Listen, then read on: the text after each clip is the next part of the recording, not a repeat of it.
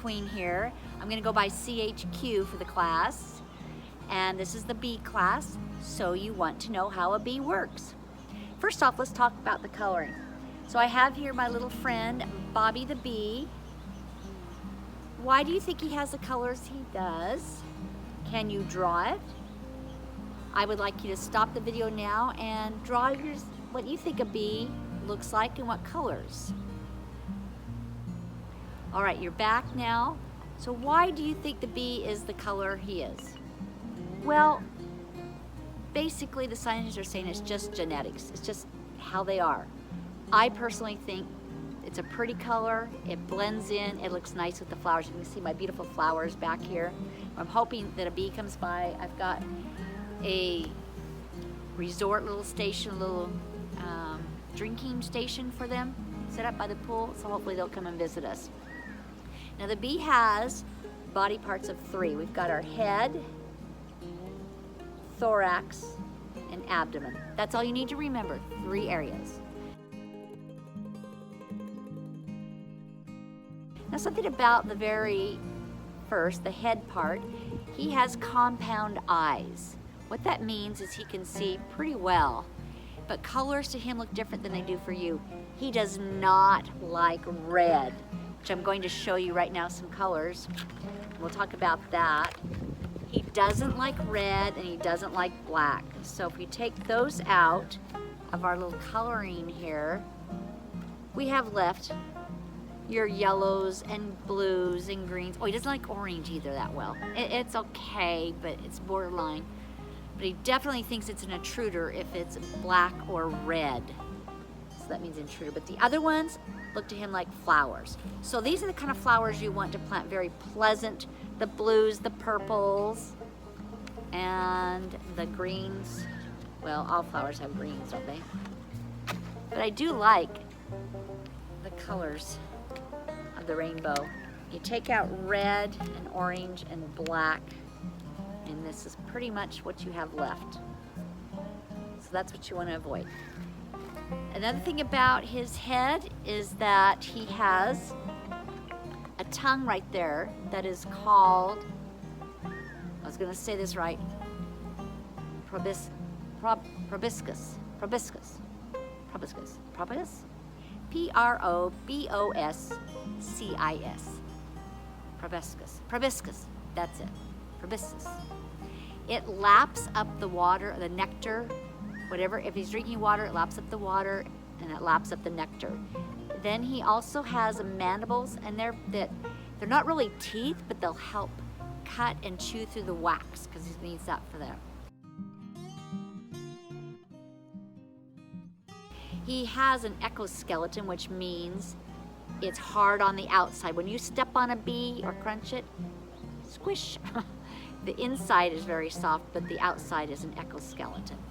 He also has 2 sets of wings on each side, a fore and a behind one, and they beat about 15 miles per hour, and that will keep him and the hive hot as needed and cold as needed.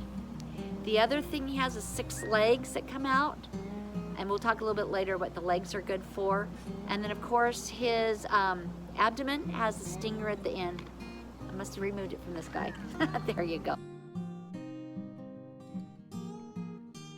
Right, so what does he do? What does he do with when he flies out with his body? Well, his main job for us as a human to stay living is to collect pollen. And behind his leg, he has little baskets that he can put the pollen in. And he may groom himself. Well, I keep saying he, but it's really a she. It's an undeveloped female.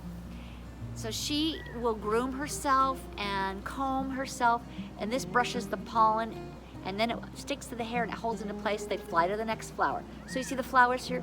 That's what we need for them. We need them to pollinate them. So we have our vegetables and our fruit. Very, very important. All right, so they do their part to help make our product of honey. We have 3 bees to remember today. One is the queen bee. Now she lasts about 2 to 5 years. She can sting several times, so you don't want to make her mad.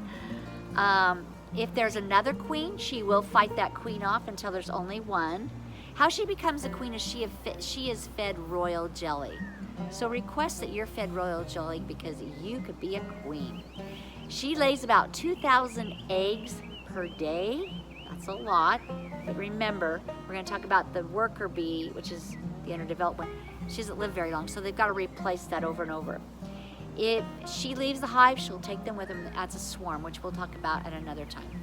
The second bee you want to remember is the drone. I used to love to take drones in for show and tell because everybody's afraid of bees and they're afraid they're going to sting them. The drone has no stinger. He's fat. He sometimes is considered lazy because he just lies around and his one job is to mate. He does not have a stinger, like I said, and you can put him on your hand and he'll just stay right there. He won't do anything. He can't really even fly that well. He is a little overweight, so we need to work on him on that. And his job seems like it's super easy, but it's an important one. He only lasts till usually the spring, and sometimes he'll hang around the summer, but come fall, if he's there, they just kick him out because he eats a lot of honey and they have honey storage enough for them. So he becomes a burden to them. Just like anybody would be a burden to you if they're not doing their job. That's why I always say the worker bees, everyone has a job, which that's the third bee we're going to talk about. And probably to me, the worker bee is the most important. Once they sting, they die. So they give it all, but they only use it in defense. If they feel threatened, that's when they're going to sting. They're also the only bee that has the wax glands that form so that they can make the wax. They have actually 7 jobs in the hive. So you might be one of these. If you're a bee, you might be one of these. And I would assign you each one of these. First one is the nurse. They're going to take care of the house and the bees that are eating, and they feed them to make sure those little eggs are developing. They do not give it royal jelly, because if they give them royal jelly, it becomes a queen. So that's the difference. Then you have your undertaker, I call it, because the undertaker will get rid of anything that's dead or out of the way, because these little worker bees only live about 6 weeks, sometimes only 2 weeks, 2 to 6 weeks, and they've got to sweep them out of the hive and get them out of there. The other job they have is the architect, the one that designs it. Isn't it how perfect a honeycomb is? The hexagon. Well, look at that. It's just amazing, and we will talk a little bit more about that. And I would let you taste that if you were here. Everyone should taste honeycomb.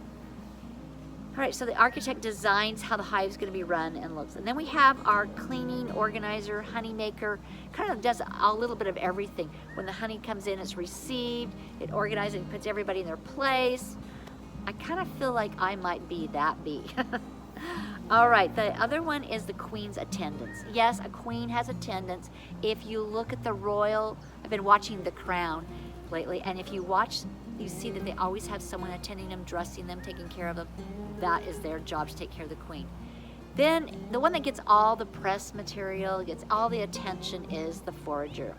The forager is the one that goes out, finds the honey. If they find honey, they're going to do a little waggle dance when they come back to show them the direction that they should fly and how far. It is pretty amazing, very scientific. And when you come to visit me at my class, we will do the waggle dance, which I'll talk about at another class I'm going to be giving. Then she also gathers the nectar, brings it back to the hive. Very important job, the forager, and they're probably the most of the foragers. Then we have the guard. The guard keeps watch over the hive, make sure it has no intruders or invaders or any problems. They also receive those that are okay to come in. It kind of reminds me of our police department in a way. So the forager, when they come in, they only can carry about 1/3 of their weight in honey. That's actually a lot. Most of us cannot carry 1/3 of our weight. Then when they get to the hive, the making of the honey. Now this is a really cool part, because you never knew what it takes to make this honey. So here I have a honey stick which has many, many drops. A bee in her lifetime will only make about half a teaspoon. She'll fly about 3 to 5 miles a day, and she flies in the distance of her life about 3 times around the world to gather that half a teaspoon. And she visits about 100 flowers. So you think about that, that's a lot just to get a little tiny bit of honey. It's only like a drop when they come back. So when they get the nectar, that's sugary juice that they get out of the flowers and they suck it up, they store it in what's called their honey tummy. Then it's a different place in the food, way different place in the food. Then from there, they mix with enzymes on the inside. Then they come back to the hive, and those are where their organizers and cleaners are, and they'll throw it out. I know, that sounds good. My little grandson says it's called bee barf, which basically that's what it is. And they pass it along one to another, and that mixing creates what we know as our honey. It's still watery though. They put it inside the comb, right there, and they fan it to dehydrate it and get the water out. Then they will also spread it out. There's something about that spreading out of it that will take the water out and will make it evaporate. Eventually it becomes what we know as the honeycomb. And you can watch my video on how we get it there. So just some facts, besides watching the videos that I'm gonna put on here, is that a colony will eat about 100 to 200 pounds. They store it for the winter. I'd like you to watch the Bee movie, which explains a lot more of this, why he would go on strike and why he would stop. How many bees, my grandchildren, I want to know, did you find in this video? Yep, earrings, necklace, shirt. We had Bobby, the bee that came and visited us. Bees, bees, bees, lots of bees. So be sure, if you like this and you want to see more of my educational videos, share it with other people, subscribe to my station, and go to my Facebook group and page, like it, write a review, tell me how I'm doing, comment below, find me on Instagram and Twitter and Pinterest. I have lots and lots of recipes, because you never knew how much work went into this honey to make. And the beekeeper is their caretaker, as you know, has to be someone special. Have a sweet day and enjoy sharing your facts about the bees, and go to your local library, check out a book or check out an Audible book. Bye.